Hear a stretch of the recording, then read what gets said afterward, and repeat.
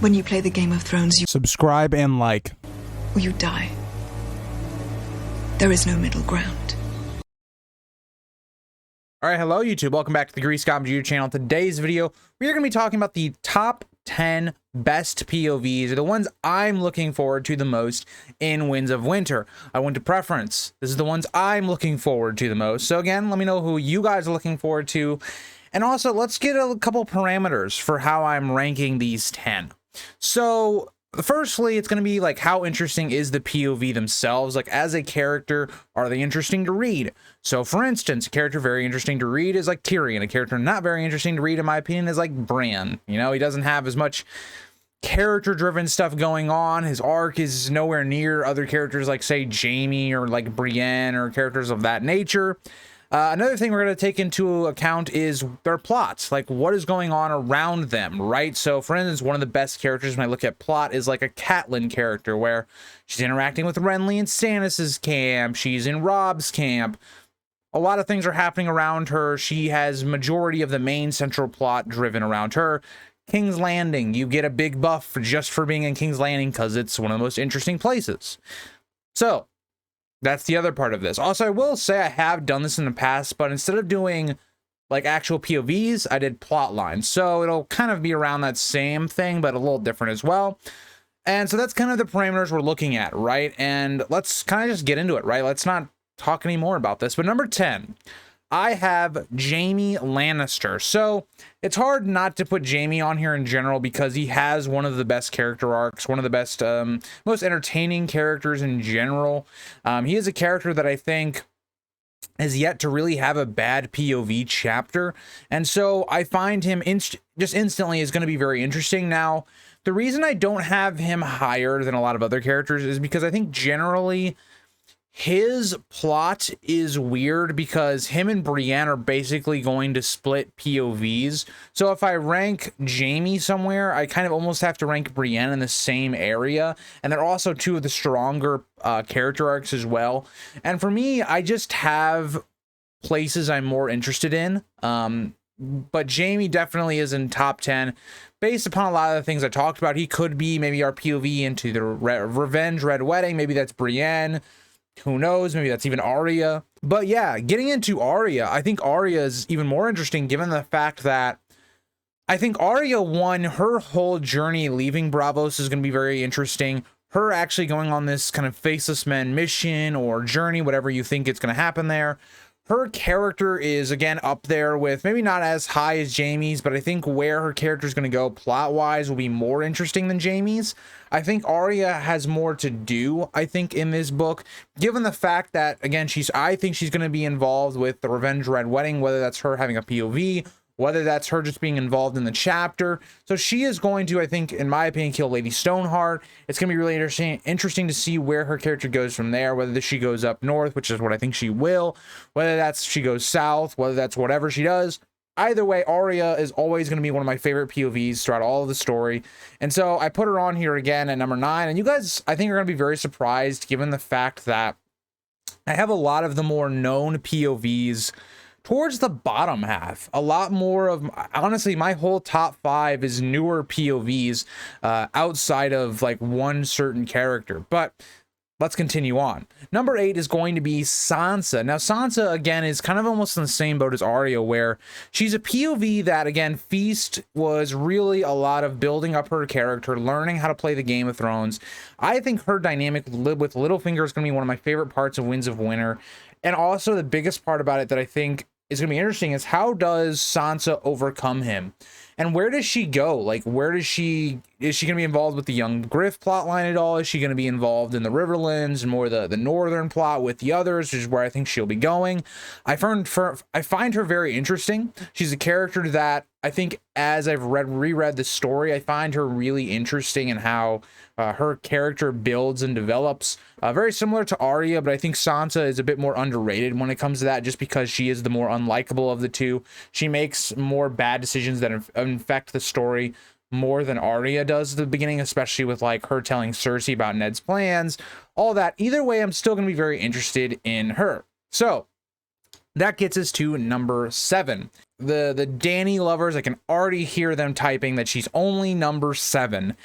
Dany is number 7. I am still very interested in her arc. I think as the story goes on, she gets more and more interesting for me, given the fact that she's going to be becoming like one of the side stories to the main story, right? Like the side story, in my opinion, is anything outside of Westeros. Like anything outside of Westeros really is outside of the main conflict, the main theme. Like the main conflict for the first 3 books was the War of the Five Kings. Afterwards, it's kind of the result of the War of the Five Kings. How did that damage the country? How are we still having rebellions? Things like that. Dany has kind of been off in her own world, right? And so by the end of this book, she's going to be coming into the main story, and that's really interesting. But I think Dany has a lot of interesting plot lines, character arcs going into the next book that really make me excited for her arc. How is she going to settle everything in Meereen? How is she going to settle the Dothraki stuff? What is she going to leave behind to rule Slavers Bay in her stead? How will she even deal with the slavers? How is she going to about getting to Westeros? Will she go to Pentos, right? Is she going to go to a Shy like some people have thought she will? Where is her plot going to take her? And how is that going to affect her when she has advisors like Tyrion and Barristan and maybe even Victarion? How is she going to manage all of these different personalities? I find that really interesting as well, which I guess we'll just go into number 6 as well. I have 6 being Tyrion, and the only reason I have Tyrion over Dany is because I like Tyrion's POVs more than I do Dany's. Tyrion is just one of the easiest characters to enjoy their POVs.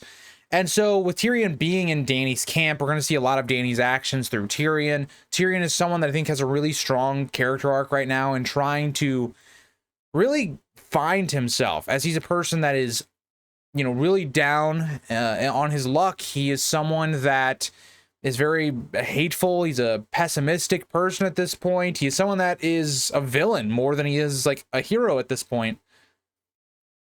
And so I'm interested how that dynamic is going to work with characters like Dany and Barristan and all of these other characters. And again, I'm going to go right into number 5 because this leads perfectly into this character. Again, you can kind of see I have a lot of the Meereen crew right in here in this 5, 6, 7. Now, George could really not disappoint me because I could see it happening, but it would make me really sad if number 5, Barristan, died early in the books. I know it's possible. I know a lot of people think this is going to happen. I really hope Barristan doesn't die. I really like Barristan. I mean, if he does die, I don't want him to die early in the book because I think he has so much to offer. I think Barristan dying in the Young Griff conflict makes more sense to me than him dying now. But Barristan is a character that George can always put in more lore because of how Barristan's been. He served quite a long time. He was, you know, at the Stepstones with the War of the Ninepenny Kings. He was with Aerys during the Battle of the Trident. So there's a lot going on with Barristan lore-wise that's really great, but he's also going to be could be this great foil to someone like Tyrion, who Tyrion is going to be telling Dany a lot of like more, let's go the direct option, the cruel option, where Barristan can be kind of the Ned figure, where he's more honorable and things of that nature. And I think that really plays well into, okay, the angel and the devil on Dany's shoulders. And I really like that. And you can also, if George wants to go more of this, you know, more evil Dany, I won't say full evil, just playing with Dany's emotions and her psychology as we go forward in this series, keeping Barristan alive to then kill off in a like either a brutal way or something that really impacts Dany later on when it's more personal to her, I think makes a lot of sense for me. And so I really love Barristan because he's one of my favorite POVs. He's very similar to Ned. 2, I find what George's possibilities with the character to be almost limitless. He could do so much with this character, and that's another big reason why I want him to be alive still. But that'll lead us to number 4. Now, number 4 is, I think, one of the most underrated characters in the entire series, Asha. I love Asha for one. I think she's one of the most entertaining characters in their POVs. I think she's someone that has an extremely interesting plot right now, given that she's in the North. She's with Stannis's camp. There's just so many things, and right when you look at the North being one of the most interesting plot lines right now, Asha is going to see a lot of that. But also, Asha is going to be tied into the Greyjoy plot. How is that going to get resolved as well? Remember, she's one of the, you know, big 3, right? Between Victarion, Asha, and Euron. She was one of those people going for the King's Boot. She is someone I see as the person that will rule over the Iron Islands by the end of the story. And so I'm really interested to see how, you know, her taking a lot of the a lot of progressive outlooks. How does she implement that with the Ironborn? How is that going to go forward? And what is, you know, her relationship going to look like going forward with Stannis? Will she be someone that's released, which I think she will, and be allowed to live her life and do those things?